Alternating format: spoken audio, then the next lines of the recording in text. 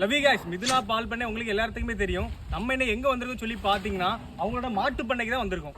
நம்ம ஃபர்ஸ்ட் மாட்டு பண்ணையை போய் உள்ள போய் சுத்தி பார்ப்போம் வாங்க.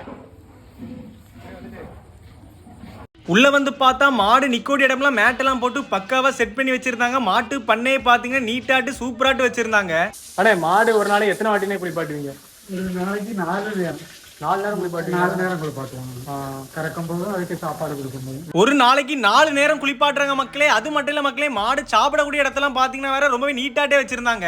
ஒவ்வொரு மாடுக்கும் கேப் விட்டு தான் மக்களே கெட்டி போட்டிருக்காங்க. தனித்தனியாட்டு தான் தீவனம்லாம் வர வைக்கிறாங்க.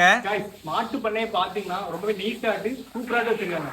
மேல சீட்டு தான் போட்டிருக்காங்க. இதுலயும் பாத்தீங்கன்னா ஓலையெல்லாம் வச்சு வைக்க ரொம்பவே கீழே இறங்காம பக்காவா பண்ணி வச்சிருக்காங்க. மாட்டு பண்ணை நீங்களே பார்த்திருப்பீங்க எவ்வளவு சுத்தமா இருந்துச்சு. இந்த மாட்டு பண்ணையில இருந்து பால் எடுத்து தான் மிதுனா பால் பண்ணையில பால் சர்பத்து, ரோஸ் மில்க், பாதாம் பால், பால்கோவா சர்பத்து, பால்கோவா எல்லாமே தரமாட்டு சுத்தமான